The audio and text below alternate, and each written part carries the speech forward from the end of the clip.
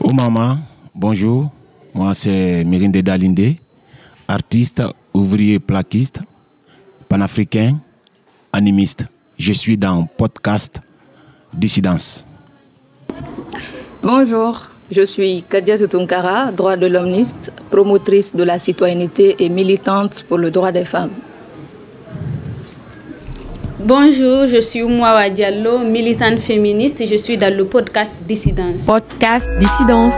Je suis dans le podcast Dissidence. Je suis dans le podcast Dissidence. Je suis dans le podcast Dissidence. Podcast Dissidence. Je suis dans le podcast Dissidence. Podcast Dissidence. Ok, je crois qu'on est en égalité, 2 hommes, 2 femmes. Ça va? Ça va? Donc c'est une preuve déjà que nous sommes égalitaires. La famille. Tu as intérêt. Aujourd'hui, on accueille 2 féministes et un homme. Bon, moi je suis là en tant que modérateur, voilà, bien évidemment. On va discuter d'un sujet qui défraie la chronique en Guinée, un sujet actuel, un phénomène factuel. Il s'agit de de l'excision, pas de la polygamie, de l'excision. On va discuter avec nos chers invités pour savoir si l'excision, c'est une pratique à conserver ou bien une pratique à éradiquer complètement dans nos sociétés. Alors, les chers invités, ça va? Tout le monde va bien? Alhamdulillah. Dieu merci. Ok. Et vous, pourquoi vous êtes contre l'excision? Pourquoi vous voulez qu'on éradique cette pratique dans nos sociétés? Quel a été le déclic personnel, chacune, qui vous a poussé à vous opposer frontalement à cette pratique? Bon, je crois que cette question, tout le monde est habilité à la répondre. Okay. Voilà. Et, si je peux me permettre, l'excision, dans sa conception, sa définition, consiste à l'ablation partielle ou totale des organes génitaux de la femme. Voilà, ce sont des organes externes, voilà. Et donc, la femme, elle subit cette opération peut-être le bas âge, à l'adolescence ou peut-être en tant que femme complète, voilà. Et donc, selon les enquêtes, les recherches, voilà, les études menées par les institutions et les séquelles que ces femmes-là elles-mêmes ressentent, donc il est sorti que cette pratique a des inconvénients. Et ces inconvénients n'ont pas été téléchargés. C'est pas tombé du ciel. Ce sont des femmes elles-mêmes qui ont témoigné. Des faits. Les faits, exactement. Et ce sont des études qui ont sorti ces inconvénients. Voilà, donc il faut commencer par cette conception des institutions qui ont mené des recherches. Selon l'OMS, les femmes excisées, il y a d'abord de 18 à 49 femmes, voilà, dans le monde, en tout cas en Afrique, qui ont subi l'excision. Les femmes qui ont subi l'excision sont entre 18 à 49 ans, voilà, de nos jours en tout cas. Et il y a plus de 230 millions de femmes excisées à travers le monde à date. Et selon à date actuelle, oui. Okay. Et selon les inconvénients, voilà, et il faut savoir que les femmes qui sont excisées, selon l'OMS, une étude d'ailleurs récente qui a été menée en 2025 et qui a été faite dans plus de 33 pays africains, voilà, les femmes excisées sont exposées à des risques 4 fois plus de douleur que celles qui n'ont pas été excisées. Au-delà, et 3 fois plus à risque de stress post-traumatique, d'ancienneté par rapport aux effets de l'excision. Ça cause des troubles à la femme. Et selon plusieurs témoignages des femmes qui ont été excisées, il faut comprendre par là que beaucoup ne ressentent pas le plaisir comme il le fallait. Il y a eu même des témoignages télévisés peut-être qui existent sur les réseaux sociaux, qui existent dans les sites, voilà, qui existent dans les médias, des femmes qui ont témoigné que après leur excision, elles ont eu du mal à se lancer dans les relations sexuelles. Donc, elles ressentent assez de douleur et d'autres même ne ressentent plus de douleur. Donc, c'est ce qui fait que, après tout ce constat, après en tout cas toutes ces études, nous sommes opposés. Et d'ailleurs, notre État l'a banni complètement. À ce que je sache, les textes et lois interdisent carrément la polygamie. Et textuellement. donc, voilà, l'excision. L'excision de façon textuelle. Dans les faits, ça reste en tout cas un gros défi. À désirer. Mais nous nous opposons catégoriquement à cette pratique-là. Voilà, parce que c'est mauvais pour la santé de la femme. Toi, personnellement, quel a été le déclic personnellement qui t'a poussé à combattre cette pratique-là? Est-ce que c'est parce que tout le monde est en train de le combattre ou bien c'est personnel? Alors, pour dire vrai, pour un début, quand j'ai adhéré au Club des jeunes filles leaders de Guinée, je les voyais d'abord mener des activités sur les questions de mutilation génitale féminine. En fait, moi, je me disais que, bon, pourquoi combattre l'excision alors que je suis musulmane? Pour moi, l'excision était une pratique religieuse. Mais c'est après les échanges avec les religieux, après tout ce que l'excision est en train de faire, je me suis dit, pourquoi ne pas m'associer à elle pour qu'on puisse ensemble mener ce combat? Parce que de base, quand tu parles d'excision, on dit non, c'est une pratique religieuse, c'est écrit dans le Saint-Coran et tout. Pourtant, en fait, bon, j'ai parcouru tout le Saint-Coran, mais moi, je n'ai pas vu une partie où on parle d'excision, où on dit forcément, il faudrait que la femme soit excisée. Donc, je me suis dit, vu que ce n'est pas quelque chose qui s'oppose à ma religion, je ne trouve pas de problème à m'engager dans le combat. Donc c'est là que le déclic a commencé et depuis 2019, je suis dans le combat et tout. Nous menons des sensibilisations, nous menons des plaidoyers et je vois, comme elle l'a si bien dit, il y a l'État aussi qui a mis en place des dispositions juridiques. Il y a l'article 258 à 261 qui condamne les mutilations génitales féminines. Donc ça nous donne déjà une légitimité de mener ce qu'on est en train de faire. Comment parvenez-vous à déconstruire une pratique qui est même défendue par les femmes de nos communautés? Alors là, c'est un peu compliqué parce que dans nos actions de terrain, quand nous partons vers les femmes, certaines ne sont pas réceptives. Elles disent souvent non, nous on a trouvé nos grands-parents en train de le faire, donc nous aussi on va le faire. Mais il y a certaines quand même qui arrivent à nous dire, bon, c'est vrai que ce que vous venez de dire, c'est vrai, les conséquences de l'excision sont énormes quand vous prenez sur le plan sanitaire, il y a des problèmes à l'accouchement, il y a l'hémorragie, il y a des infections et tout, mais qui disent que nous sommes conscientes que l'excision a des conséquences, mais nous on va continuer à le faire parce qu'on a trouvé nos parents en train de le faire.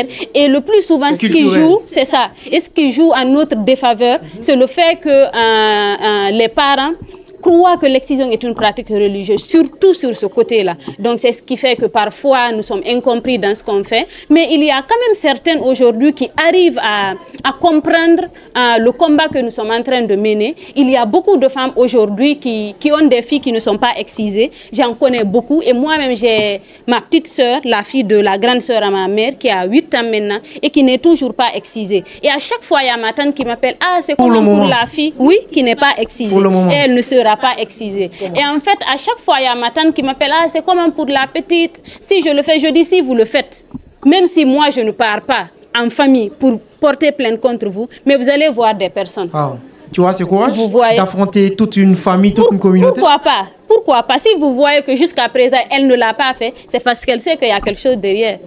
Exactement, pour appuyer ce qu'elle est en train de dire. Au fait, c'est une question de construction sociale. Voilà, de l'éducation, de l'état d'esprit qu'on nous a incarné.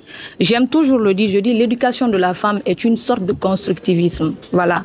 Les femmes ont été assignées à un rôle pour qu'elles puissent se plaire, voilà, dedans, voilà. Et donc, on a été éduqués avec cet état d'esprit, en nous inculquant dans la tête qu'une femme qui n'est pas excisée, c'est une femme qui ne peut pas se tenir bien, c'est une femme qui ne peut pas garder ses pulsions, et c'est une femme qui est exposée à des risques de prostitution et autres. Donc, on a grandi dans cet état d'esprit. Avec des idées reçues. Voilà. Et si vous êtes excisée en tant que femme, vous ne ressentez pas les séquelles, Dieu merci. Voilà, je pense que pour celles qui défendent, en tout cas la majorité, ce sont celles qui n'ont pas eu de séquelles de l'excision. Et ces femmes-là sont peu. Même celles qui défendent l'excision, c'est par peur peut-être. Par peur pour ne pas exposer leur enfant à ce risque, parce qu'on nous a fait croire qu'une femme qui n'est pas excisée, c'est une femme qui ne peut pas, impure surtout, mais qui ne peut pas tenir ses pulsions. J'en viens dire que les femmes ne nous soutiennent pas, même certaines femmes ne nous soutiennent pas, c'est normal. Hein? Elle a valablement expliquer les faits, c'est normal. Mais ce qu'il faut comprendre par là, c'est pas que sur les faits d'excision que les femmes souvent ne partagent pas nos idéologies. Parce qu'elles ont été embobinées et c'est une éducation. Elles ont été éduquées plutôt pour leur rôle de femme que être des femmes indépendantes, des femmes qui tiennent tête, des femmes qui osent affirmer leurs droits. Il faut se dire en réalité. Voilà, donc c'est pas une question de femme, c'est pas une question d'homme. La question d'excision, c'est une question d'humanité. Voilà, donc tout y est. C'est vrai que ce sont les femmes qui subissent, mais réellement, ce sont les hommes qui encouragent encore cette pratique. Est-ce que vous ne trouvez pas que vous êtes en train de combattre comme ça la culture africaine? Bon, cela n'est nullement lié à la culture, à une question de culture africaine. Elle a dit l'excision n'a rien de religieux, d'accord? Non, je ne parle pas de religion, je parle de culture, parce qu'on a trouvé ça dans notre communauté, dans notre culture, depuis le J'en viens, c'est ce qu'on nous a fait croire, c'est culturel, et on a accepté, on s'est adapté, d'accord? C'est une réalité, non? Que c'est culturel, d'accord? C'est une réalité qui existe, mais ce n'est pas forcément que c'est culturel, d'accord? La culture, je peux comprendre, en ce sens où la définition de la culture, si vous la prenez en tant que telle, c'est exactement un peu culturel. Mais pour moi, c'est une réalité qui existe et qui a un fondement antérieur, qui n'a rien à voir avec la culture, mais plutôt avec l'éducation ou l'assignation du rôle à la femme, parce que on suppose que une femme qui est éduquée, sexuellement, pour eux l'éducation sexuelle c'est l'excision, c'est une femme qui peut se contenir, donc c'est priver la femme de son droit, de son corps, et pour qu'elle puisse vraiment respecter les règles sociétales. C'est ce qu'il faut se dire. On va en venir. Alors Mirindé, l'excision est jugée comme étant une pratique abjecte, une pratique barbare. Et vous, de votre côté, personnellement, pourquoi vous voulez la conservation et la perpétuation de cette pratique-là? D'accord. Bembe radiema, namu ko bon koloni radiema, gundo fe gisa fe kenamek nga fe ifala. Ria katumba. Merci pour la question. Cette question, je ne voulais jamais l'aborder en public parce que c'est tabou. Et quand on respecte la tradition, les choses tabous restent tabous. Ce qui est tabou, cela ne veut pas dire qu'on n'en discute pas. Cela ne veut pas dire qu'on n'étudie pas. Non, mais ça s'étudie et ça se discute dans un cercle bien déterminé, cercle des initiés. Et il y a longtemps, depuis 1996, nous avons joué des pièces de théâtre par rapport à l'excision, à l'excision dans ces moments-là, et j'ai eu même des trophées comme acteur, n'est-ce pas, dedans. Et moi-même en ce temps-là, j'étais embarqué. C'était un combat. Oui, j'étais embarqué dedans. Vous voyez un peu. Mais au fur et à mesure, je grandissais et que la culture et la tradition se renforçaient à moi. Voilà, j'ai compris que c'est l'amadouement. Et vous avez bien dit que c'est qualifié de barbare, de, je ne sais pas, abject, c'est ça. Voilà. Mais qui l'ont qualifié ainsi? C'est les autres. C'est une qualification qui nous est venue de l'extérieur. Nous, on s'en fout de leur vision. Ils sont libres de le qualifier. Et tout comme nous sommes libres de tenir compte ou ne pas tenir compte. Si c'est nous qui avions dit nous-mêmes de nous-mêmes, je pouvais comprendre.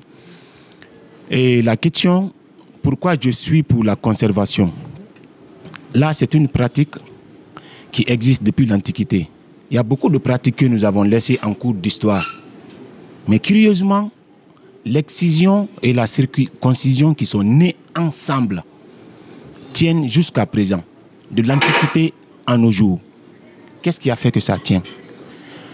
Nos parents sont aussi bêtes de ne pas comprendre que si c'est mauvais pour eux, eux qui ont mis la science en place, la santé, tout ce qui est biologie, nos parents l'ont mis en place. La médecine, c'est nos parents qui l'ont mis en place. Ils ont fait des opérations qu'aujourd'hui, les gens s'étonnent comment ils l'ont fait. Ouverture de crâne. Les gens qui étaient doués de cette intelligence, pensez-vous que s'il y avait tous ces problèmes qu'on dit là, comme on le dit, qui pouvaient continuer? D'accord, ceux-là qui le pensent, ils n'ont qu'à le penser, ils sont libres. Mais moi, je pense et je sais, j'ai la certitude que ces ancêtres ils n'étaient pas bêtes. Voilà une des raisons. Et autre raison, comme je vous ai dit, cette idée nous est venue de l'extérieur. Et de qui? Des gens qui nous ont colonisés, qui nous ont réduits à l'esclavage.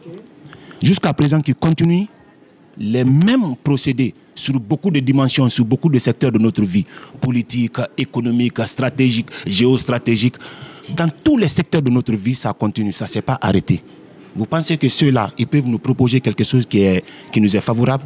Moi, je n'y crois pas. Ceux-là qui y croient, d'accord. Moi, je sais que, logiquement, quelqu'un qui est conscient, quand il voit un voleur, il sait que c'est un voleur, il ne laisse pas sa porte ouverte et partir ailleurs. Pourquoi? Parce que c'est la conscience. J'en viens. Donc, ce sont eux qui l'ont proposé. Et je pars du postulat que tout ce que le colonisateur propose pour le coloniser, c'est pour le maintenir dans sa situation de coloniser. Ça ne peut pas être autrement.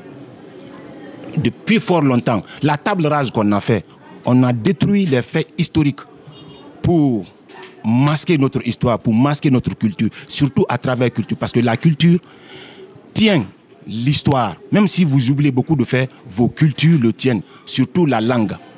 Donc, faire disparaître certains faits culturels fait partie aussi de la même politique de la table rase. Et la table rase, c'est pour effacer notre mémoire. Et dès que notre mémoire est effacée, c'est facile de nous manipuler. Et ils sont là pour ça, ils ne sont pas là pour nos beaux yeux. C'est pourquoi je dis que... Tes fils sont capables de te combattre.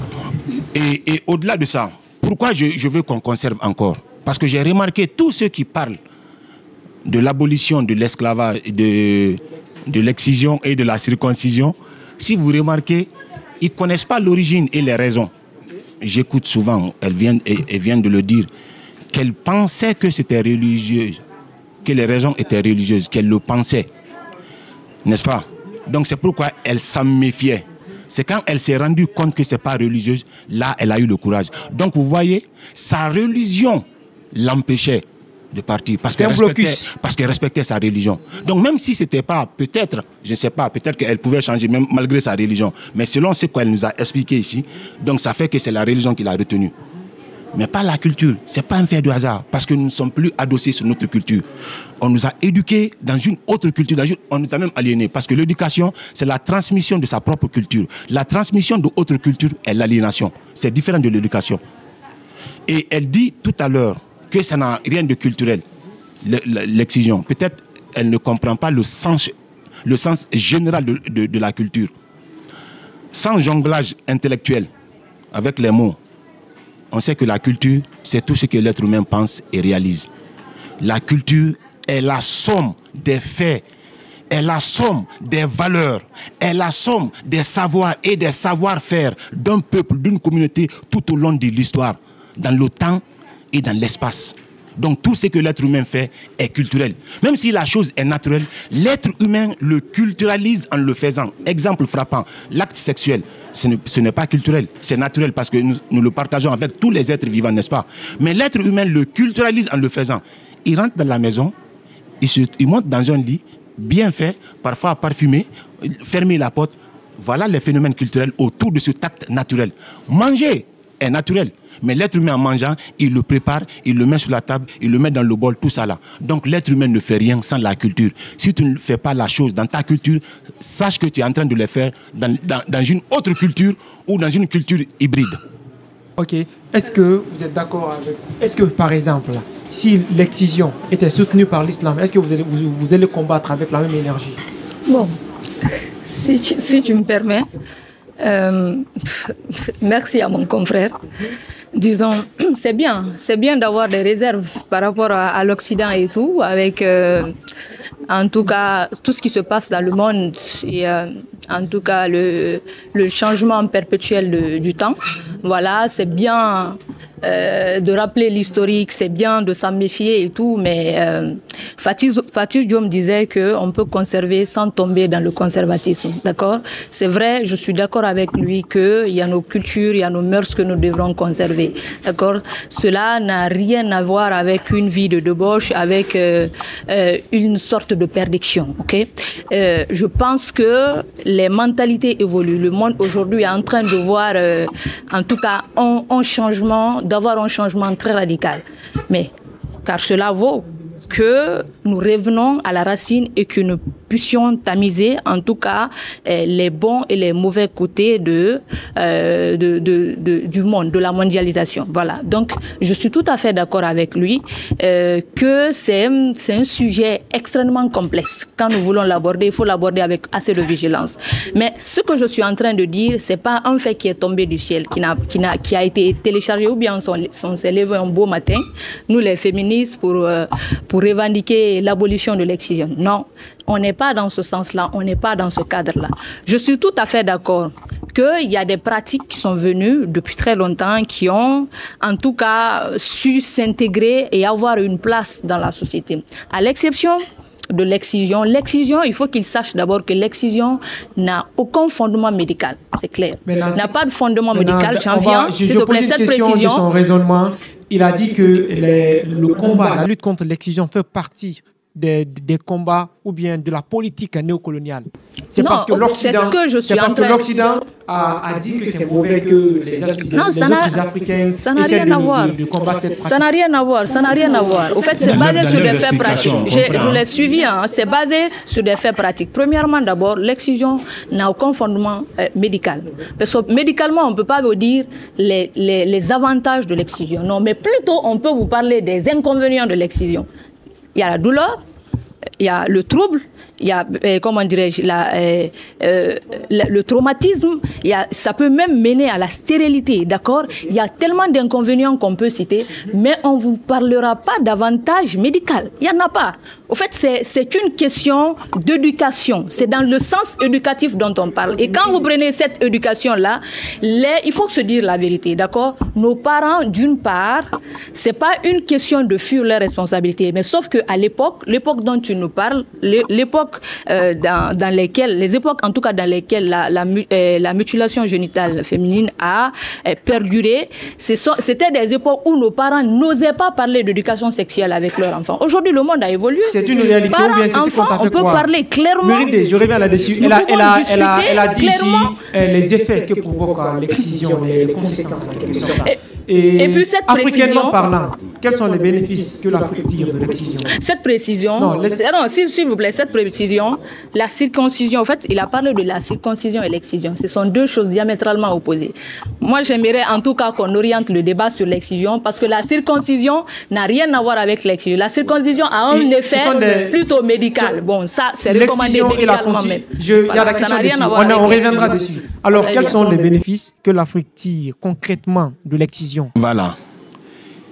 Je ne sais pas ce qu'elle appelle bénéfice médical. C'est ce que vous avez dit. Hein? Que ça n'a pas d'explication médicale. C'est-à-dire médical, ça veut dire selon la médecine, ça n'a pas d'avantage. Ah, d'accord, selon cette médecine profane. D'accord, ok, je comprends. C'est profane? Mais bien sûr. Vous pensez que c'est pour ne rien, il y a un seul serpent? La médecine, c'est deux serpents, le symbole, qui suit le Kundalini que les trucs là parlent. Ok. Bon, voilà, c'est parce que notre malheur, on ne s'intéresse pas à notre culture. C'est pourquoi on respecte les autres. Moi, je les comprends. Mais comme vous le sentez, si vous-même vous les écoutez, vous sentez que l'influence est venue de l'extérieur. Et ça, on ne peut pas le nier, n'est-ce pas? Et les avantages. L'excision est faite pour des causes mythiques, mystiques, mystico-divines. Ok. C'est-à-dire? Elle est en train de dire que ça n'a rien à voir avec la circoncision. C'est mal connaître l'excision. L'excision et la circoncision sont nées ensemble pour une cause d'androgynie divine. Ça, c'est selon vous. D'accord. Si c'est comme ça, tout ce que vous disiez, je peux dire c'est selon vous, n'est-ce pas? Non, en tout cas, nous, dans nos interventions, on se base vraiment sur quelque chose. Il y a les statistiques. Et vous, quand vous parlez, en fait, il faudrait que vous ayez au moins des sources. Il ne faudrait pas que vous dites seulement que c'est parce que c'est ce que vous pensez. Vous voulez que j'utilise votre chemin? Vous voulez que j'utilise votre chemin? Non, vous n'êtes pas obligé. Vous n'êtes pas obligé. Heureusement que je ne suis pas obligé. Heureusement. Garde. fait beaucoup de méfiance de tout ce qui est occidental. Je suis d'accord. Mais ça aussi, c'est autre chose. Non, c'est autre chose qu'on peut discuter. D'accord? Parce que la médecine dont il qualifie de profane, c'est cette médecine qui le permet d'être en bonne santé. Oh, vous ne connaissez pas ma vie. Demandez les gens qui sont proches de moi. Demande les gens qui sont proches de moi. Il a des recours africains qui lui permettent d'être en bonne santé. À la différence, peut-être des gens qui font recours à la médecine moderne. Alors, continue ton allocution. Si on n'était pas envahi par ce truc-là, même ce qu'on nous mange là, vous pensez que les fourrés, ce n'est pas de la médecine? Je suis venu ici avec les fourrés, non? Depuis le matin, tu sais ce que j'ai bu le matin? C'est les fruits avec citron. Depuis là, je n'ai rien mangé. Et depuis, j'ai pris les fruits, j'ai mangé. Et vous voyez l'énergie, tout ça là. Tout ce que la nature nous a donné, c'est Dieu qui nous a donné. Il y a du bien dedans. Mais c'est parce qu'on préfère manger beaucoup des aliments raffinés. C'est pour quand on tombe malade. Et si vous remarquez, ceux-là qui tiennent des agroalimentaires, c'est les mêmes qui tiennent les pharmacies. Donc ils nous rendent malades par là. Ils donnent des médicaments. Non, nous droguent. Parce que pharmacie même, c'est les drogues qui sont là-bas. C'est pourquoi les Anglais appellent ça drugstore. Magasin de drogue. Bon, ça c'était entre parenthèses. Toujours, je continue sur les bénéfices de l'excision. Voilà. Donc, comme je disais, il faudrait d'abord connaître l'origine de l'excision. Ça, on pourra connaître beaucoup de paramètres. Donc, comme je le disais, c'est pour des raisons d'androgynie. Dans notre conception, n'est-ce pas, je vais utiliser Dieu, accepter que j'utilise Dieu, dans notre conception divine. Pour faciliter la compréhension. Voilà, n'est-ce pas, du cosmos, on pense que celui qui est à l'origine de tout est un être androgène, c'est-à-dire qui a les deux sexes, masculin et féminin. Évidemment que c'est pourquoi il a pu se multiplier, parce qu'il y a cette féminité et cette masculinité en lui. Donc, en faisant beaucoup de créations jusqu'à venir sur l'être humain, beaucoup de manifestations jusqu'à venir sur l'être humain, il en a créé 2 pour continuer la procréation. Et ces 2, chaque être vient sous forme d'androgène, c'est-à-dire sous forme originelle de cette source-là même qui est à la source de tout ce qu'on existe, c'est-à-dire le côté androgène. Mais sauf que, comme ils sont 2 genres, le masculin a ses 2 sexes féminins. Et en fait, moi, je pense qu'on est en train de se perdre. On n'est pas là pour parler de ces théories-là, mais on est là pour parler de l'excision. Et il vous a posé la question à savoir quels sont, selon vous, les avantages de l'excision. Donc, nous, en tant que féministes, on vous a dit que l'excision a des conséquences négatives. Notamment, il y a l'hémorragie, notamment, il y a des complications lors de l'accouchement, il y a le traumatisme et tout. Donc, vous, en tant qu'adhérent de cette pratique, dites qu'est-ce que l'excision vous apporte en fait. Qu'est-ce que l'excision apporte à la communauté. Parce que généralement dans nos communautés, on dit non, on excise la femme pour qu'elle se préserve, pour ne pas qu'elle tombe enceinte avant le mariage, pour ne pas qu'elle perde sa virginité. Mais je pense qu'aujourd'hui, nous vivons dans un monde où ces raisons ne peuvent plus tenir. Donc vous, en tant qu'adhérent de cette pratique, dites-nous pourquoi vous faites l'excision, pourquoi vous êtes pour l'excision. On est là pour ça, pas pour parler de je ne sais quoi, s'il vous plaît. Ok. Notre frère Mirinde est justement dans les théories complotistes, sans fondement, ni source, mais plutôt de simple narration. Non, il faut qu'on se dise, d'accord? On est là, d'accord? On est là, c'est simple, c'est pour discuter de l'excision, d'accord? Les effets, des inconvénients, il dit qu'il est d'accord avec cette pratique. Nous aimerions qu'il nous explique, d'accord, clairement pourquoi il est d'accord avec cette pratique et quels sont ses avantages selon le pour. Jusqu'à présent, il ne nous a pas dit davantage concrets. Concrètement. D'accord? Et j'aimerais synthétiser le débat en dissociant la circoncision à l'excision. Parlons uniquement de l'excision. Donne-lui plus de temps qu'il argumente. J'ai l'impression que tu pars d'abord à... Voilà, moi je pensais qu'elle allait profiter, peut-être ce qu'elles n'ont jamais entendu, de l'entendre ici, quitte à elle maintenant de prendre ou de ne pas prendre. Ça, c'est un. Et elle dit que ça n'a pas de fondement et c'est pas ça. Est-ce qu'elle a d'abord écouté? Vous savez, non, on n'est pas là pour ça en fait. Si par exemple on voulait comprendre ce que vous venez de dire, on vous connaît sur les réseaux, on pouvait vous appeler ou aller chez vous, nous déplacer pour que vous puissiez nous expliquer tout ce que vous connaissez. Mais pour ce moment, nous sommes là pour un sujet très bien défini. Dites-moi ce que je dois dire, je vais dire. Non, allez-y, c'est moi qui pose. Parler de l'excision. Alors concrètement, et c'est elle qui explique. Quels sont les bénéfices que l'Afrique tire? C'est ce que je suis en train d'expliquer. Voilà, continue. Vous savez, nous sommes dans un monde de profanes qui ne connaît que la rationalité. le côté concret. C'est les gens là qui vont te dire, ouais, l'être humain est simplement biologique, physique. Le côté spirituel, le côté mystique de l'être humain. Non, on ne connaît pas, parce qu'on n'est pas passé par là. Profitez, Yandi, profitez. Ok, vas-y. Profitez que je vous donne mon ignorance. Yandi. Donc, je continue. Vous pouvez aussi profiter de nous. Moi, je profite. C'est pourquoi quand C'est vous parlez, dès que vous commencez à parler, je vous écoute. Parce que moi, je sais que j'apprends tout. Même de ce micro, je peux apprendre de lui, mais en l'observant, en l'écoutant. Ok, vas-y. On va aller plus vite. Merci. Je vous en prie, souffrez de m'écouter comme on le dit. Donc, le côté androgène, s'il est masculin, c'est qu'il y a deux côtés en lui, le féminin et le masculin. Mais comme il est homme, c'est le masculin qui est beaucoup plus fort que le féminin. La femme, la même chose. Elle a le féminin et le masculin en elle. Mais c'est le féminin qui est plus fort. Qui est plus apparent. Qui est plus apparent. Donc, arrivé à un moment où il y a la procréation, on fixe les deux êtres dans ce qu'ils sont. Ainsi, on prélève de l'homme son côté féminin et on prélève de la femme son côté masculin. Et ainsi, ils peuvent s'accoupler, parce que chacun est fixé, ils peuvent maintenant s'accoupler pour continuer la procréation de la chose qu'on appelle aujourd'hui naissance, n'est-ce pas?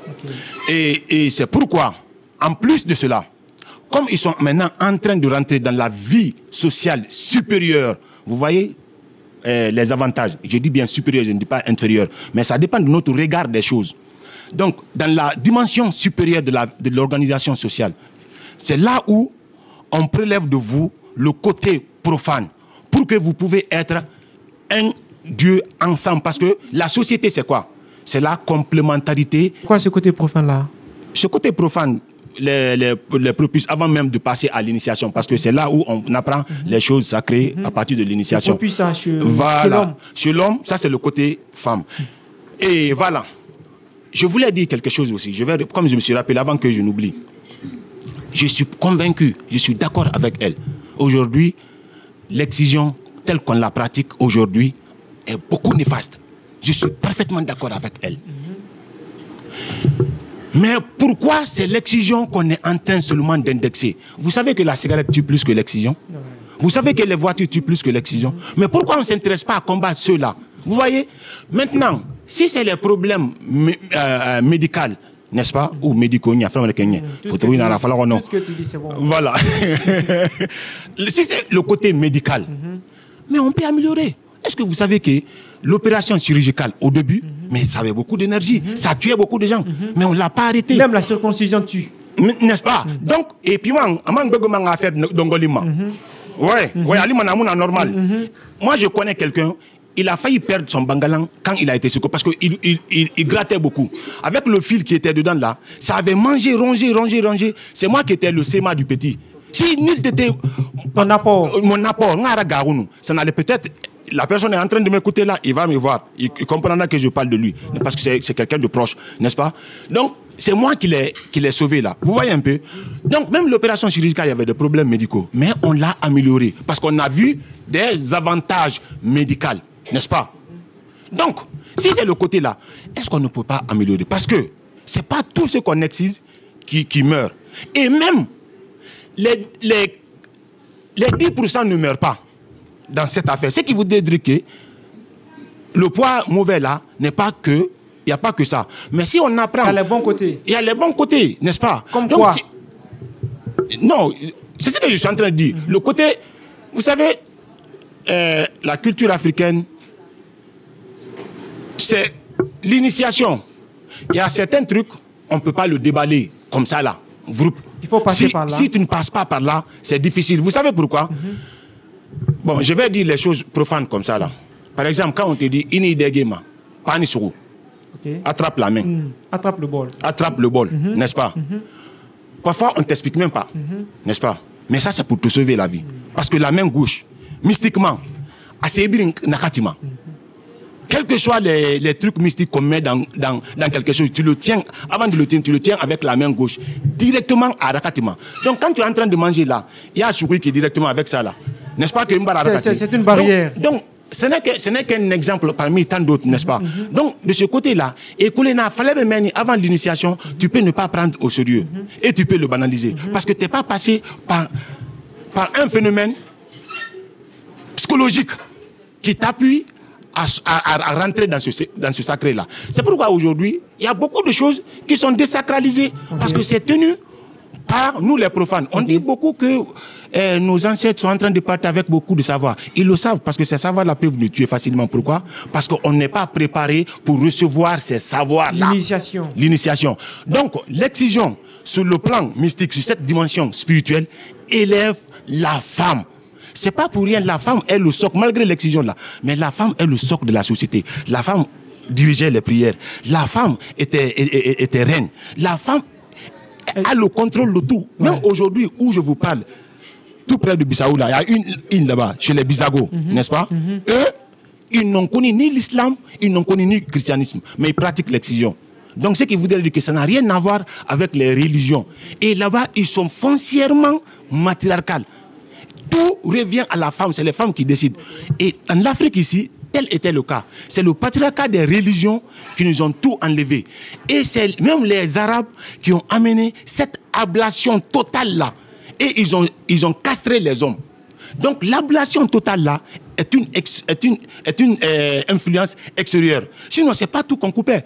On lui prélève son côté masculin, Akuma. Et d'autres même disent, parce qu'il y a beaucoup de communautés, comme c'était un sacrifice de sang de certains communautés, apparemment, à Guinée-Tayangbe, on cherchait juste de saigner. N'est-ce pas, pour la divinité. Je termine là. On saigne un peu. Il y en a d'autres, parce que, vous savez, la chose là, c'est qu'on coupe, n'est-ce pas, à le prépuce aussi. D'autres, dans certains comités, c'est le prépuce là qu'on enlevait et exposait la chose. Que certains comités, c'était pareil. Mais tout compte fait, l'excision, ce passage-là, pour atteindre cette dimension supra-humaine-là, il faut passer par l'excision. Est-ce que vous êtes d'accord avec l'argument selon lequel l'excision élève la femme? Parce que l'Afrique a toujours été matriarcale. Donc l'Afrique est la femme. Pour rester la femme que l'Afrique désire, il faut passer d'abord par cette phase, par cette pratique, par l'initiation, par l'excision. Je crois que mon frère Mirinde, c'est vrai, il est très éloquent dans ses explications. Voilà, donc on sent un vrai panafricain en train de parler. J'apprécie ça, mais je crois que il est en train de monopoliser la parole, en tout cas sans toucher l'essentiel. Voilà, c'est ça la vérité. Il a touché quelques points. Bon, c'est tout ce que je dis n'engage que moi, d'accord? N'engage que moi. Selon son explication, j'ai noté quelques points sur lesquels je vais rebondir tout à l'heure. Il a dit dans sa communication qu'il n'y a pas plus de 10% de personnes, de femmes en tout cas, qui perdent la vie dans le processus. Mais c'est grave. C'est grave, c'est une communication qui ne devrait pas se tenir. Dans le sens où, s'il vous plaît, dans le sens où déjà... Je suis dans une société qui pratique hautement l'excision. Il a parlé, on l'a écouté, d'accord? C'est grave dans le sens où on parle de perte de vie humaine, d'accord? Dire il n'y a pas plus de 10% qui ne perd pas la vie, c'est grave pour lui en tant qu'humain, en tant qu'être, de dire cela, sachant qu'on parle de perte humaine. C'est grave. Parce que du moment où, même s'il y a une perte, on ne devrait plus parler de cette pratique-là. Parce qu'il y a des risques de perte de vie. Mais il y a beaucoup d'autres pratiques dans lesquelles... Là, on l'entend. Hein? Il a dit également, il est contre, c'est vrai qu'on est d'accord, tel que cette pratique, elle est faite actuellement, dans sa forme actuelle, il n'est pas totalement d'accord, parce que c'est un peu vu, parce que quand on parle de l'excision, c'est de la violence, et on n'encourage pas la violence du tout. Voilà. Donc, dans ce sens, je comprends par là qu'il parle de réforme. Ce qu'il doit savoir. Pas de réforme, non? Non, de réforme. Parce que quand tu dis de la forme, de réhabilitation, c'est la forme. De l'ancienne forme? Non, revenir sur l'ancienne forme, c'est pas réformer. C'est le retour. Et réformer, c'est autre chose. Voilà. Il a dit telle qu'elle est faite. Je l'ai suivi. D'accord?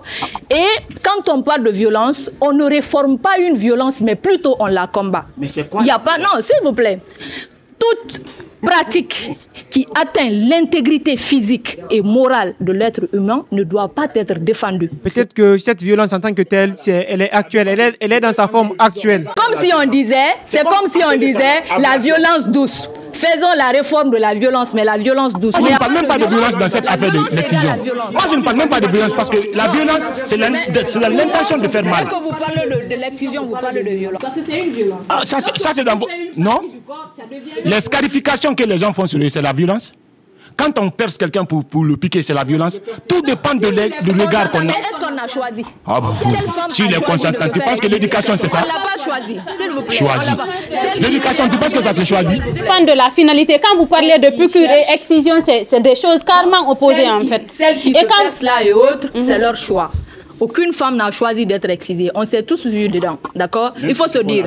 Je vais lui parler, en défendant cette place, je vais lui parler de l'expérience de beaucoup. Il ne dira pas qu'il ne suit pas les médias, qu'il ne suit pas les réseaux sociaux. Il a vu les témoignages des femmes ou même des gens qui sont victimes, qui sont dans son entourage. Il y a eu des témoignages des femmes. Je vous jure, quand vous les écoutez, vous pleurez, d'accord? On ne peut pas tout dire. On connaît tous les inconvénients. On a tous des témoignages à faire. Mais le moment viendra. D'accord? Aujourd'hui, on parle de celles qui sont sorties, qui ont eu l'audace de parler de leur expérience. J'ai suivi le témoignage d'une femme.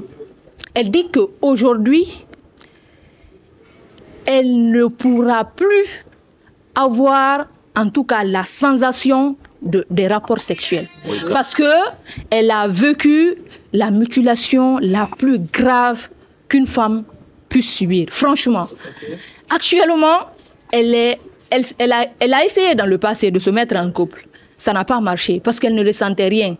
Et être en couple et vouloir satisfaire justement son partenaire et toi tu n'es pas satisfaire, ça devient une pression morale. Et elle a décidé de rester célibataire, mais elle pense que jusqu'à vie, elle ne ressentira plus jamais comment dirais-je, le plaisir sexuel.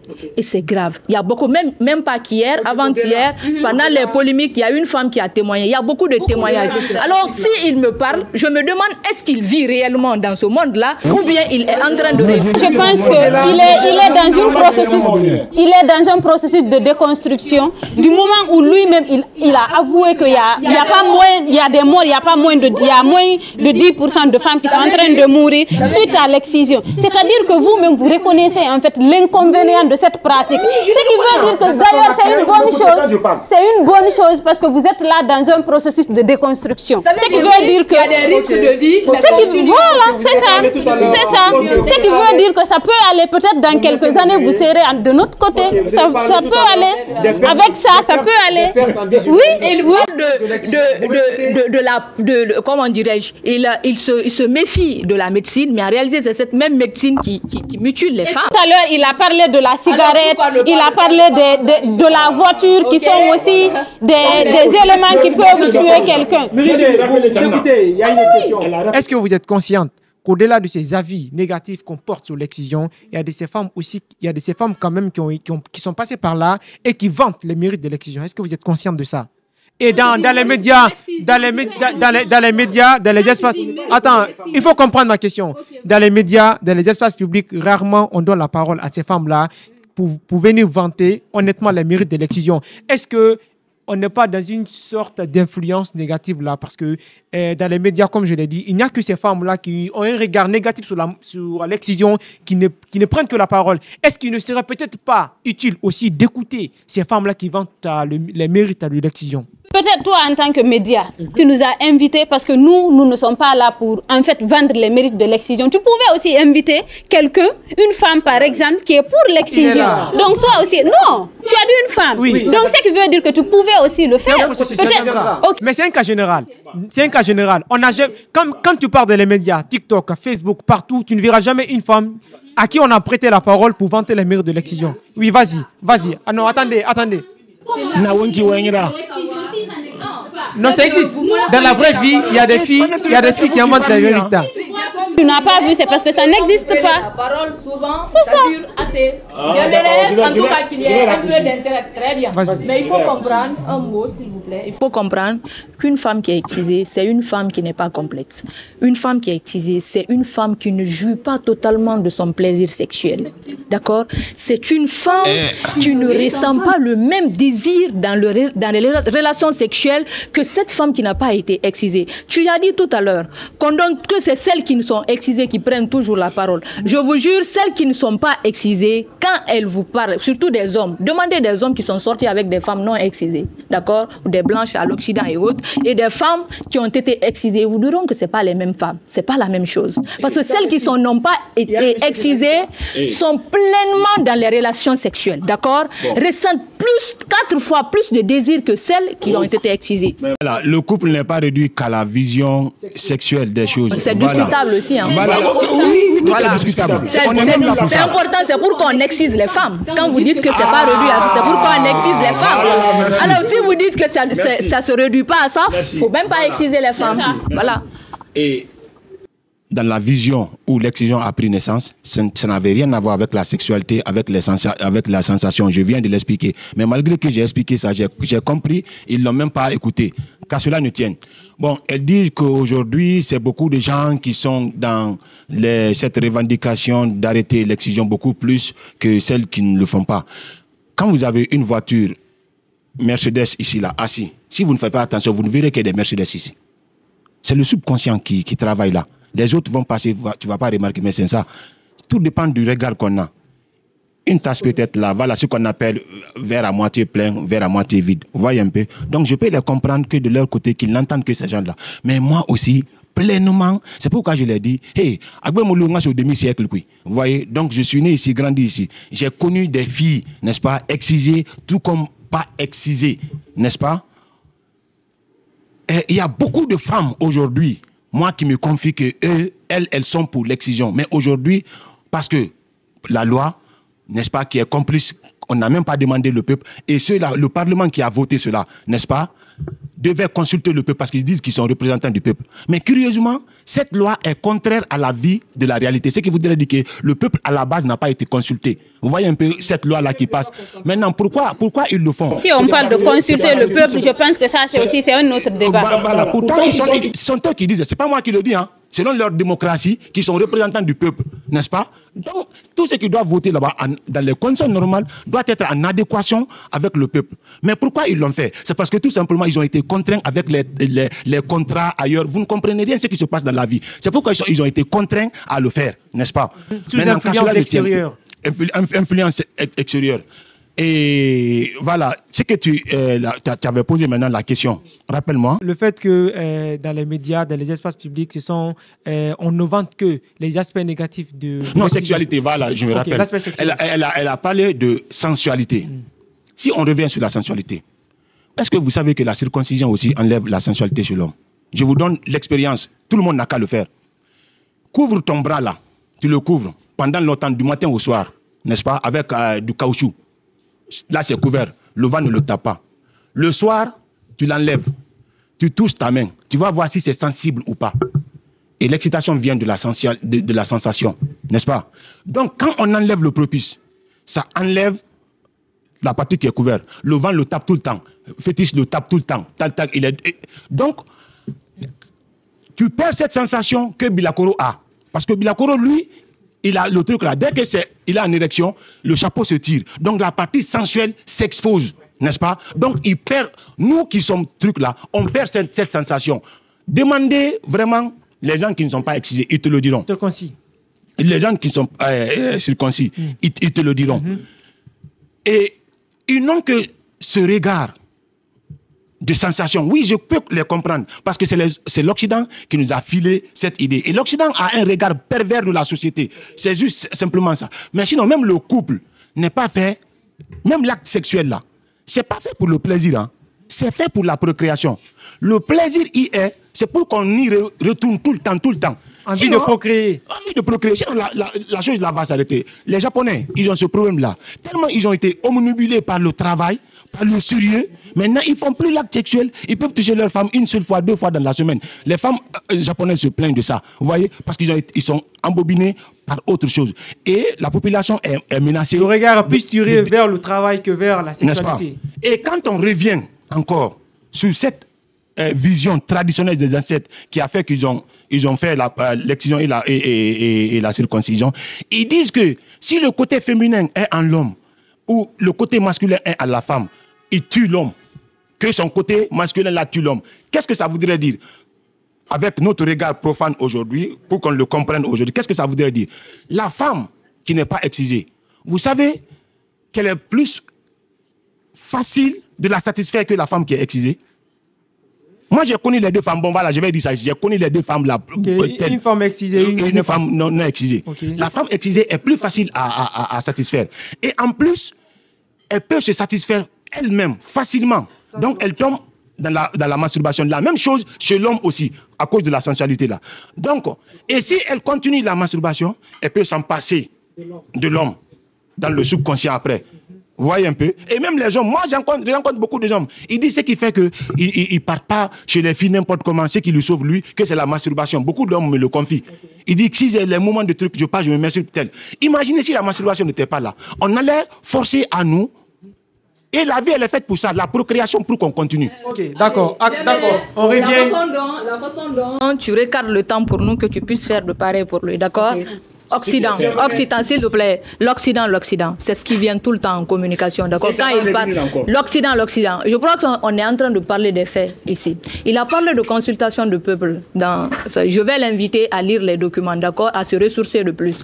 Parce qu'aujourd'hui, pour une personne quand même qui lit, pour une personne qui suit les statistiques, on sait qu'il y a une étude qui a été menée sur le terrain pour savoir, pour connaître les inconvénients. Non, mais il faut aller dans le ministère des Statistiques. S'il vous plaît, il faut aller au ministère des Statistiques. D'accord, va sur le site du ministère de la Santé, des Statistiques. Il trouvera des statistiques suffisantes pour ça, d'accord? S'il te plaît, que ce soit par l'OMS, que par l'État guinéen, d'accord? Il y a des mesures qui ont été prises pour interdire. Donc, en ce sens-là, je ne pense pas qu'on puisse parler de consultation du peuple. Ça, ce sont des arguments, en tout cas, farfelus, qui n'ont pas de sens dans ce débat. S'il vous plaît, on en vient, d'accord? Je pense qu'il a abordé un pan très important. Le pan, c'est quoi? Il a parlé de la procréation, d'accord? Que le sexe est fait pour se procréer, pour mettre des enfants au monde. C'est bien, c'est des arguments qui sont beaux, qui sont bien à avoir pour se défendre, d'accord? Mais, sauf qu'il faut savoir, si Dieu voulait qu'on se multiplie, il n'allait pas créer le plaisir. C'est ça la vérité. Il n'allait pas essayer le plaisir dedans. Le plaisir, d'accord? Ça, ce sont des arguments. Comment on allait y revenir s'il n'y a pas de plaisir? J'ai dit, c'est le plaisir qui fait qu'on y revient. Non, sans l'autre. Parce que sans plaisir, on n'allait pas parler de multiplication. Peut-être que, s'il te plaît, les gens n'allaient même pas chercher peut-être à se lancer dans les relations sexuelles. D'accord? On passe trop de temps à tourner autour du rond. Mais parlons vraiment du contenu de ce qu'on est venu débattre. L'excision. Et qu'est-ce que lui, il trouve? Parce que jusqu'à présent, moi, je n'ai pas eu quand même d'arguments convaincants. Ok, on rebondit. En tant que féministe, madame, en tant que féministe, concrètement, comment la lutte contre l'excision se passe sur le terrain? Alors, sur le terrain, je l'avais dit tout à l'heure à l'entame, nous menons des activités de sensibilisation. Il y a d'autres qui comprennent et il y a d'autres aussi qui ne comprennent pas. Et l'autre chose, moi, je dirais que la lutte, elle est en train d'avancer. Parce que si vous voyez qu'aujourd'hui, le sujet est au centre des discussions, c'est parce que c'est intéressant. Et c'est parce que les mentalités sont en train de changer. Si la lutte n'aboutissait pas, aujourd'hui, on n'allait pas être là pour parler de l'excision. C'est parce que vraiment, les mentalités sont en train de changer. Ça porte fruit. Parce que si vous voyez aujourd'hui des jeunes filles qui ne sont pas excisées, mais qui osent s'affirmer malgré le poids de la société, c'est parce qu'il y a quelque chose en fait. C'est parce qu'il y a de l'importance, il y a le fruit de ce qu'on est en train de faire. Donc moi, je pense que vraiment le combat est en train de porter fruit. Il y a beaucoup d'actions qui sont menées et je pense qu'on va encore continuer parce qu'il faudrait que ceux qui n'ont pas compris comprennent que l'excision n'est pas une bonne pratique. Ce n'est pas une pratique religieuse, donc de l'abandon. Ok. Dans plusieurs pays actuellement, comme le Libéria, comme la Sierra Leone et même en Indonésie, l'excision n'est pas une pratique interdite, ce n'est pas pénal. En Guinée, il y a le code pénal qui l'interdit, il y a le code de l'enfant qui interdit. Alors, Murinde, est-ce que toi, tu aimerais militer pour la dépénalisation de l'excision en Guinée? Non, je suis d'office là, parce que moi, je ne suis même pas pour, et moi, je suis pour l'excision. Voilà, je l'encourage tout le temps, parce que moi, je ne suis pas un acculturé. Si leur loi est dans l'acculturation, d'accord, ils n'ont qu'à le faire. Mais moi, je constate que sur le terrain, comme je l'ai dit ici à l'entame, ça se remarque que la population à la base n'a pas été associée à ce fait. C'est pourquoi il y a 95% d'excisés encore. Donc cette loi-là, elle n'est pas faite pour nous. Elle a été commandée par qui? Nos ennemis. Nos ennemis. Ton ennemi, comment il peut t'aider? C'est-à-dire, il faut qu'on réfléchisse. Hey, au fond, si cette pratique n'était pas financée derrière, il n'y avait rien derrière, nous, Marie Mousso Makoui. Ça, c'est un. Il faut qu'on se dise la vérité. L'Afrique l'aurait conservé. L'argent qui commande, c'est le meilleur, c'est le plus grand égrégore aujourd'hui. Ça se comprend. Tout le monde cherche là. Donc, ils savent, dès qu'il y a quelque chose, ils mettent l'argent dedans. Et elle vient de le dire. Et c'est pourquoi c'est très grave.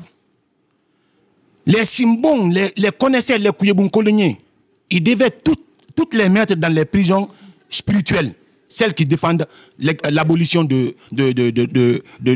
l'excision. Prison spirituelle, c'est-à-dire Si nous, on part dans des prisons spirituelles, c'est que vous allez aller à la maison centrale. C'est ce que j'ai dit. Chacun sa réalité. Mais moi, je vous parle de la réalité africaine. Et nous sommes en Afrique. Et nous sommes en train de parler en tant qu'Africains, n'est-ce pas?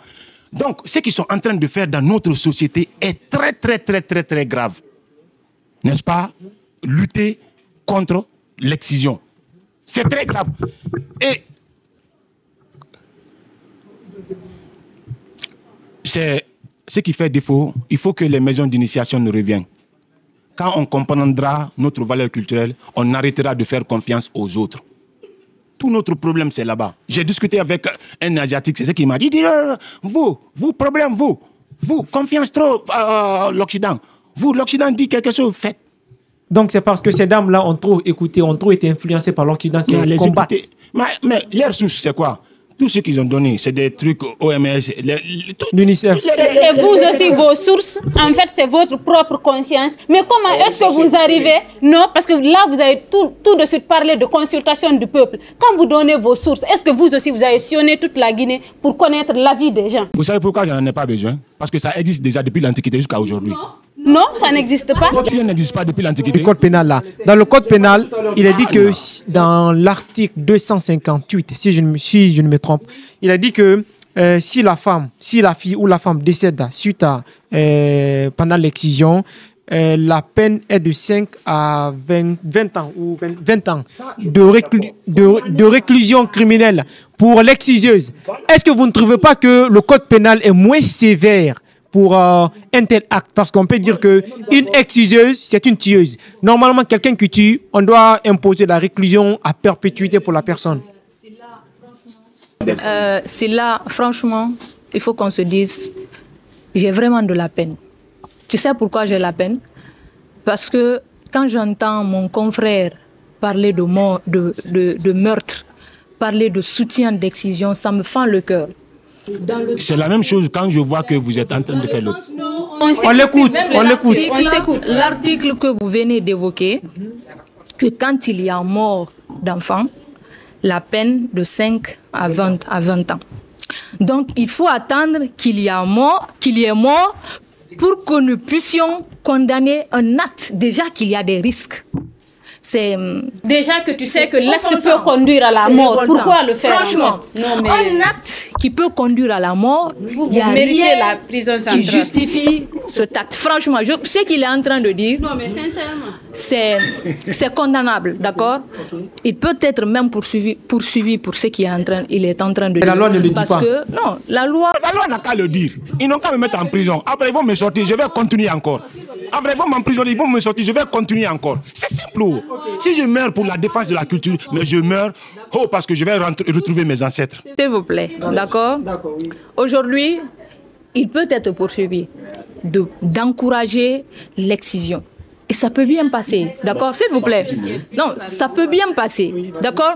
Tout ce qu'il est en train de dire, ce sont de simples phrases, des mots embellis pour embellir juste son argument. Mais en réalité, il n'y a pas de fondement. Je vais lui donner un chiffre. Chaque année, il y a plus de 1,4 milliard de dollars qui sont investis pour la réparation des dommages de l'excision. Des chiffres bien indiqués. Et c'est grave. Aujourd'hui, les exemples sont illustratifs partout. Allez dans les centres, allez consulter celles qui ont eu la chance d'être prises en charge par des organisations pour se réparer, pour se faire opérer, parce que cette mutilation n'a pas réussi. Et c'est grave. Imagine que c'est ton enfant, c'est ta fille qui est en train de subir ça, qui vient te dire « Papa, maman, je ne ressens pas de plaisir. Je ne peux pas me marier parce que c'est elle. C'est parce que il n'a pas vécu cette expérience. Et il oublie qu'il est un père de famille. Il peut être un père de famille, d'accord? Il est un frère. Donc, ce combat-là, ce que nous sommes en train de défendre, ce n'est pas que pour nous. Si c'était pour nous, c'est déjà dépassé. Mais c'est pour toute une génération à venir. Je fais la même chose pour la génération future. Ne pas exciser, c'est un risque spirituel, mystique, mystico-divine. Si on ne connaît pas cette réalité, voilà. Tout à l'heure, il a parlé d'investissement, il a parlé d'argent. Il a dit en fait que nous, on mène le combat juste pour avoir de l'argent. Non, mais attendez, je ne comprends pas ce que vous venez de dire. En fait, il a dit que nous, on mène ce combat juste pour avoir de l'argent. Même du fait que je suis quitté chez moi, j'ai pris mon argent pour payer le transport et venir ici. C'est un combat. Parce que là, on est en train de transmettre des messages. On est en train de sensibiliser. Est-ce que c'est toi qui m'as donné de l'argent pour que je vienne ici? Si alors c'était à cause de l'argent, on n'allait pas être là. De la même manière que vous êtes en train de défendre votre soi-disant culture sans argent, c'est comme ça que nous aussi on est en train de le faire. C'est pas parce qu'il y a des investissements qui sont là. Nous on peut mener des actions. En fait, le combat qu'on est en train de mener ne nécessite pas forcément des investissements. Je peux me lever tout à l'heure, aller au marché, sensibiliser des femmes. Sans argent. Donc ne dites pas que nous le faisons pour de l'argent. Je suis désolée, mais s'il vous plaît, des théories qu'on utilise pour nous décourager. Il faut préciser qu'il y a des activistes volontaires, vraiment des féministes, qui font leur combat volontairement. Il y a des exemples que je peux vous citer. Sans aucun financement. Sans être affilié à une organisation. Je suis un exemple. Je ne suis pas dans une organisation féminine. Elle le sait. Mais quand il y a des activités, on le mène deux fois. Elle-même, elle initie des activités. Elle l'invite avec son propre fonds. Sous fonds propres. On vient. On mène l'activité. Donc, ce sont des théories qui ne doivent pas... Financement à l'Occident, allons sur le concret et sortons dans ça. Et autre chose, s'il te plaît. Non, s'il te plaît, on est là pour en parler. L'autre chose, s'il te plaît. Et l'autre chose aussi, en fait, de la même manière que nous sommes en train de mener ce combat, c'est parce qu'on a trouvé que ça n'a pas d'importance, que l'excision n'a que des inconvénients. Est-ce que de la même manière, vous avez vu des gens s'engager pour dire qu'il faut continuer l'excision, mener des combats, sensibiliser, aller voir les politiques plaider avec leur propre fonds. Ils ne s'engagent pas parce que ça continue déjà, ça se pratique déjà. Non, est-ce que vous l'avez vu? Voilà, non, c'est pas. Non, de la même manière que nous sommes là pour l'abandon de l'excision, c'est de la même manière aussi que d'autres devaient se lever pour dire qu'il faudrait que l'excision continue. Par exemple, nous, son combat ne se résume que peut-être quand le sujet est au centre des discussions sur les réseaux sociaux. Non, s'il vous plaît, je vous ai laissé parler, donc vous me laissez parler. De la même manière que nous, on mène le combat, que ce soit sur le terrain, que ce soit à travers les médias. Lui, peut-être son combat, c'est juste sur les réseaux sociaux. Quand une ou deux personnes en parlent, il vient, il donne son avis. Son combat se résume à ça, en fait. Et nous, c'est pas pareil. Sous la pluie, sous le soleil, nous sommes là. Effectivement. Derrière son téléphone. Il a pris de connexion, il balance. C'est ça. D'accord. Donc, il faudrait vraiment qu'on respecte ce que les autres font. Pourquoi, selon vous, les grandes religions, je veux parler de l'islam, je veux parler du christianisme, je veux parler du judaïsme, n'ont pas concrètement, explicitement sur la question de l'excision, sachant que ça met en cause des vies humaines, comme vous le dites. Est-ce que le silence textuel des religions ne réconfortent pas les partisans à continuer à pratiquer ça, parce que les religions ne l'interdisent pas. Dieu, par exemple, il ne voulait pas, dans le Coran, être associé à une autre divinité. Il a dit dans la sourate 6 à 151 et quelque chose comme ça, il dit n'associez Allah à rien. Donc ça fait que certains musulmans ne l'associent à rien, parce que l'islam ne veut pas être qu'un religieux, qu'un musulman associe quelque chose à Dieu. Pourquoi l'islam ou bien des autres grandes religions n'ont pas statué clairement sur la question? Est-ce que ce silence textuel-là ne réconforte pas les gens qui le pratiquent à continuer à pratiquer l'excision?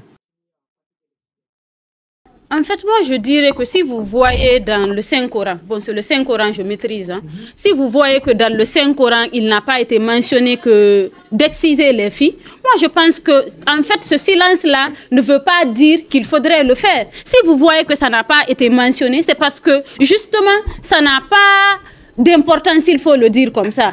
Selon toi? Oui, je pense. Et en fait, en termes de religion, nous avons des guides. Il y a le prophète, sallallahu alayhi wa sallam, qui, selon d'autres personnes, il a trouvé une femme en train de le faire. Il y a d'autres qui rapportent pour dire, il a dit de le faire doucement. ou bien de couper un peu. Et il y a d'autres qui disent qu'il a dit que si vous pensez que ça peut ne pas être bon pour votre santé, ne le faites pas. Tu vois? Et en termes de religion, par exemple, chez l'islam, l'Arabie Saoudite aujourd'hui est un pays en termes de référence religieuse. En Arabie Saoudite, l'excision n'est pas pratiquée. Quand le mois de Ramadan arrive aujourd'hui, quand l'Arabie Saoudite jeûne, on dit jeûne, l'Arabie Saoudite a jeûné. Parce que c'est vraiment un pays référent en termes de religion. On dit l'Arabie Saoudite a jeûné, mais l'Arabie Saoudite n'a pas excisé. Donc, ils ne vont pas dire n'excisons pas. Donc moi, je pourrais dire qu'en termes de religion, en fait, l'excision n'a rien à voir avec la religion. C'est juste une pratique qui a existé avant l'islam et en fait qui a été créée juste pour en fait, pas réglementer, mais juste une manière d'avoir le contrôle sur le corps de la femme. Juste une manière de contrôler tout ce que la femme fait. Parce qu'aujourd'hui, je pourrais dire que le corps de la femme appartient à tout le monde sauf à la femme. Pourtant, son corps l'appartient. Si vous voyez aujourd'hui en termes même de viol, on dit c'est parce qu'elle était mal habillée. Tout ce que la femme fait, on dit non, c'est parce qu'il y avait ci, il y avait ça. Pourtant, étant donné que c'est son propre corps, il faudrait qu'on donne à la femme cette autonomie-là, en fait, cette autonomie corporelle dont elle mérite. Donc, en termes de religion, moi, je dirais qu'il n'est écrit nulle part dans le Saint-Coran que la femme doit être excisée. Le Coran ne l'a pas interdit et le Coran ne l'a pas permis aussi.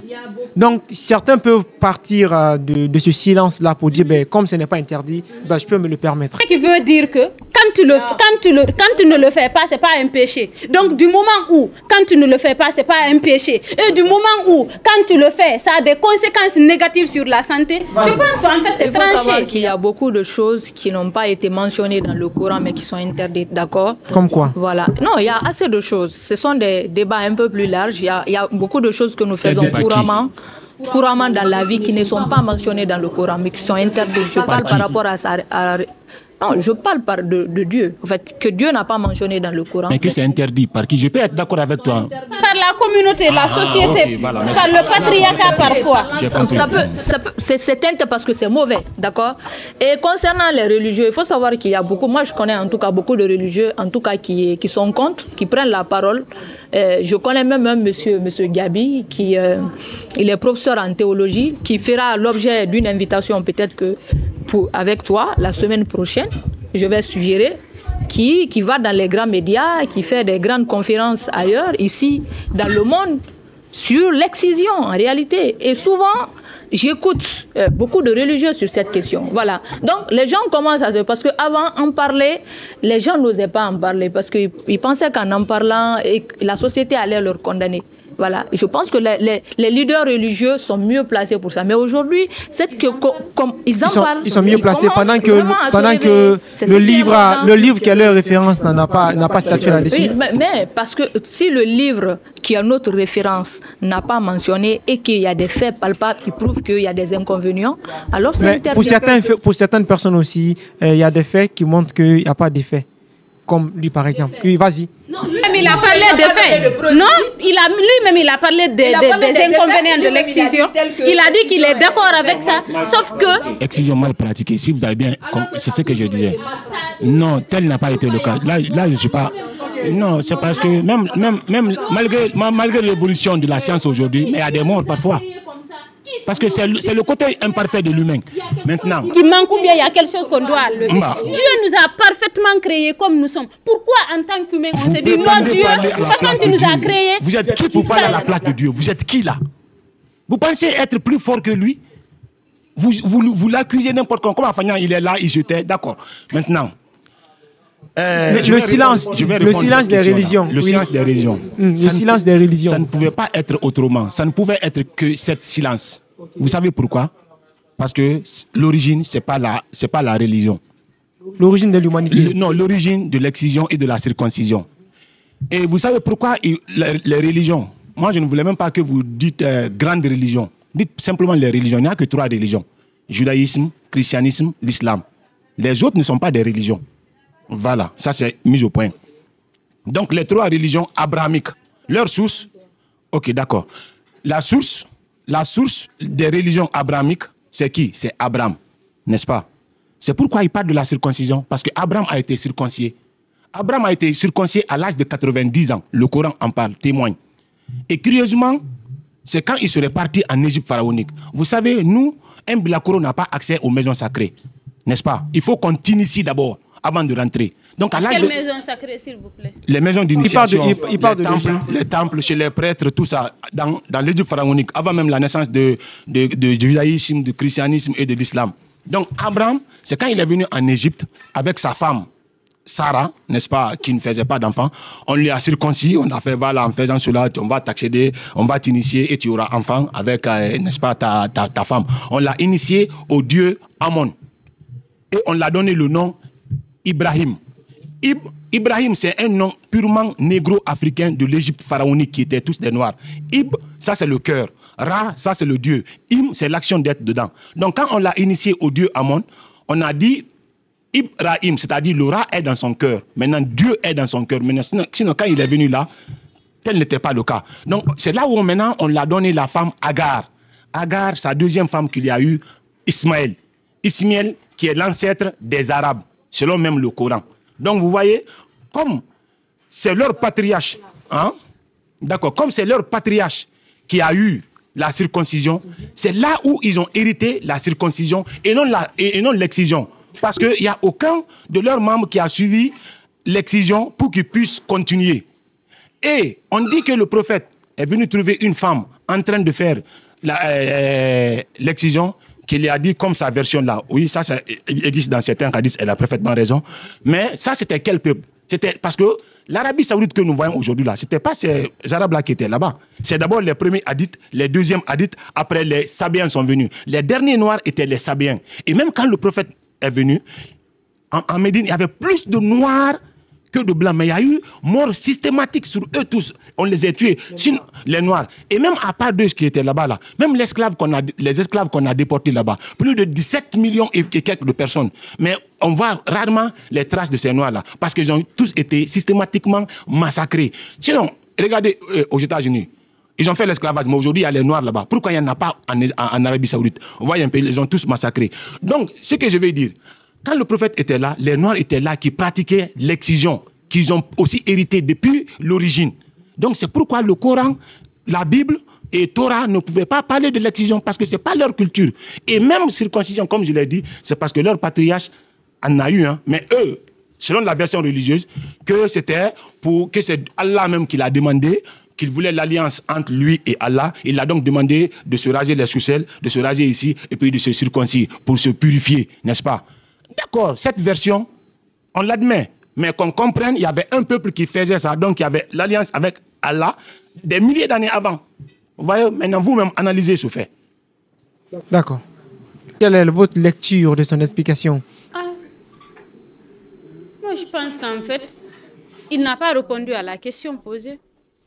Bon, je dirais que c'est bien ce qu'il est en train de dire. Il est en train de nous rappeler. Non, l'histoire, d'accord, c'est bien beau et tout. Et l'histoire, c'est le rétroviseur. Une voiture qui n'a pas de rétroviseur fait beaucoup d'accidents sur la route.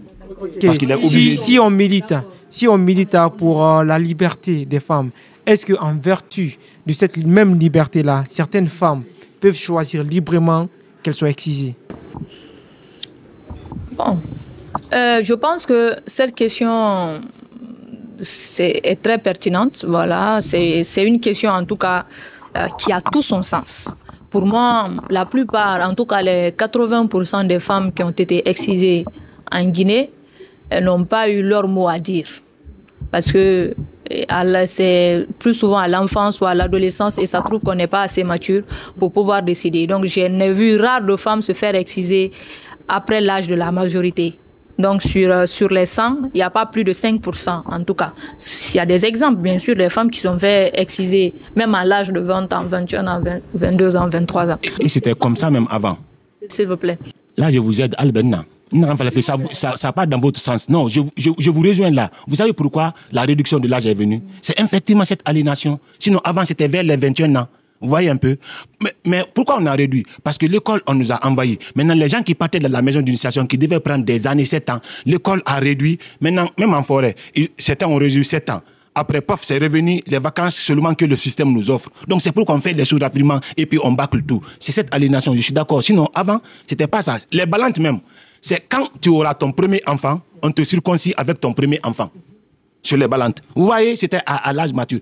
Et comme elle a dit, que c'est parce qu'on voulait contrôler la femme, on voulait réduire la femme qu'on faisait l'excision. Mais curieusement, l'excision est née dans une société hautement matriarcale et matrilinéaire, qui mettait la femme là. Donc, si c'était pour réduire la femme, pourquoi? Ce qu'il est en train de dire, c'est d'accord, c'est bien vrai. C'est pour élever la femme et tout. Même si c'est pas ça, d'accord, c'est ce qu'il pense. Sinon, il y a des pratiques qui existent telles que la violence, d'accord, la violence sur les femmes et le mariage précoce et force.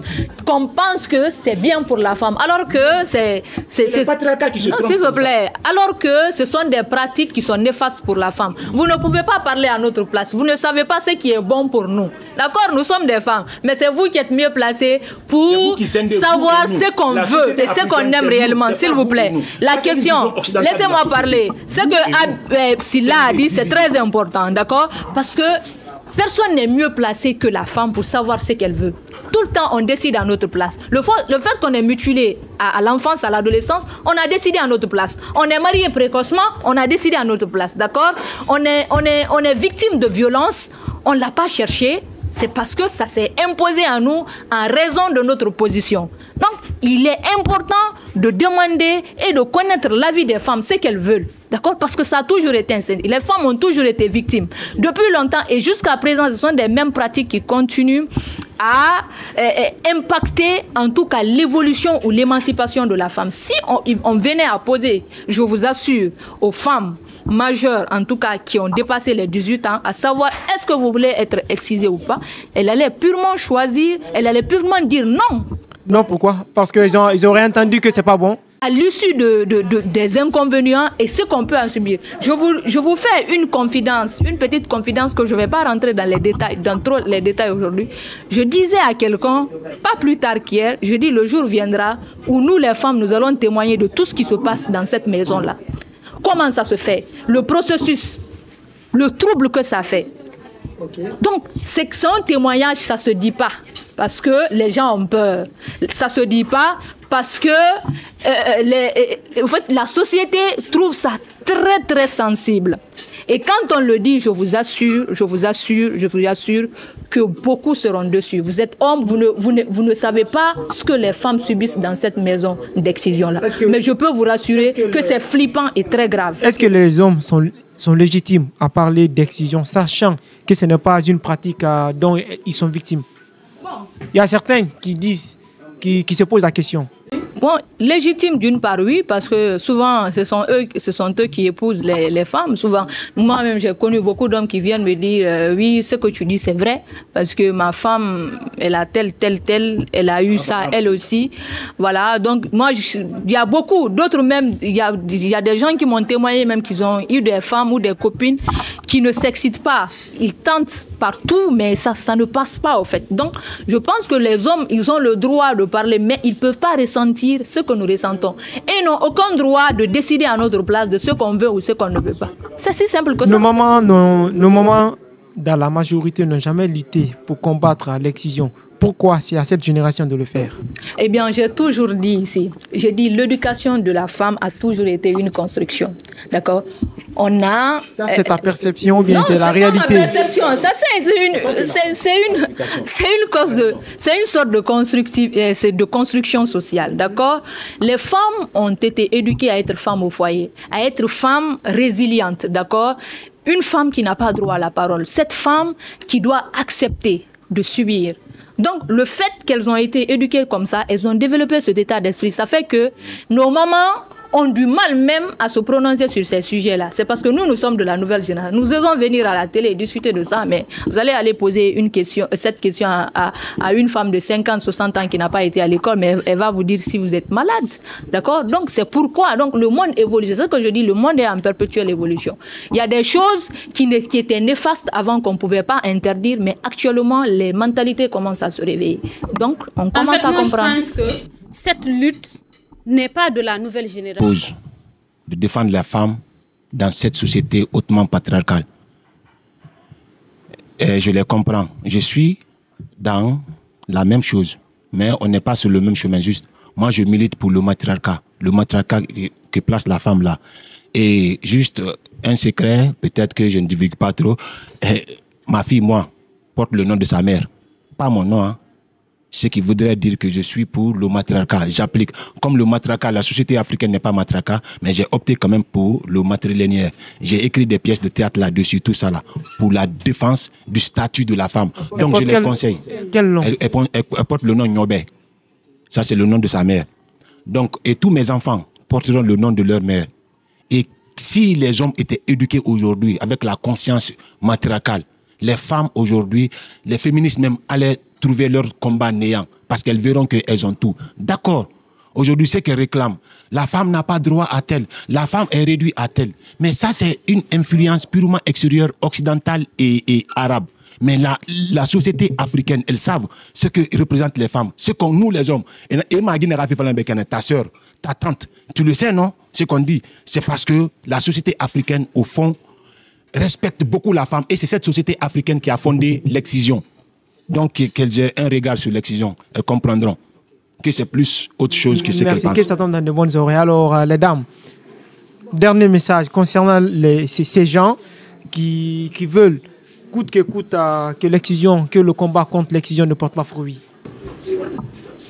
Bon, moi, je dirais à mes frères, à mes sœurs, à nos mères, à nos pères surtout, de faire preuve de retenue et de conscience collective.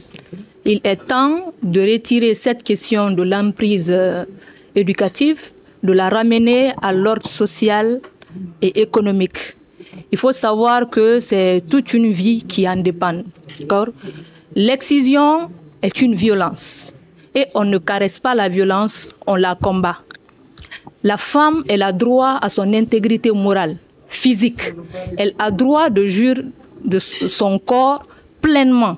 Elle a droit de prendre des décisions et de dire ce qui est bien pour elle ou pas. Donc, c'est un être humain qui a droit de jouir de son corps en entier. Voilà. Donc, c'est une pratique qu'il faut bannir, qu'il ne faut pas du tout garder parce que les vies sont au risque de péril. Voilà. Donc, c'est ce message que j'ai à lancer. Madame la féministe, dernier message à l'endroit. Okay. Alors moi, le message que je vais lancer, c'est dire aux gens qui nous regardent et qui nous écoutent, en fait, c'est de comprendre que l'excision n'est pas une pratique religieuse, parce que généralement, c'est cet argument-là qui revient le plus sur le terrain, que l'excision n'est pas une pratique religieuse et que l'excision a vraiment des inconvénients qui ne sont pas en notre faveur. Donc, il faudrait vraiment bannir cette pratique.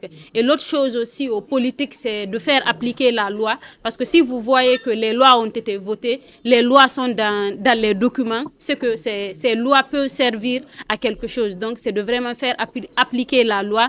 Et quand vous êtes témoin d'une quelconque violence, que ce soit l'excision ou autre, dénoncez, ne vous taisez pas, parce que se taire peut être considéré comme être complice. Merci d'avoir répondu à notre invitation et merci à tous ceux qui vont suivre ce podcast-là. On se retrouve très prochainement pour un prochain numéro. Merci à vous pour la fidélité et continuez de vous abonner sur nos différentes plateformes, notamment Facebook, TikTok, Instagram et YouTube. On se retrouve très prochainement pour une autre dissidence. Merci. Podcast Dissidence. Je suis dans le podcast Dissidence. Je suis dans le podcast Dissidence. Je suis dans le podcast Dissidence. Podcast Dissidence. Je suis dans le podcast Dissidence. Podcast Dissidence.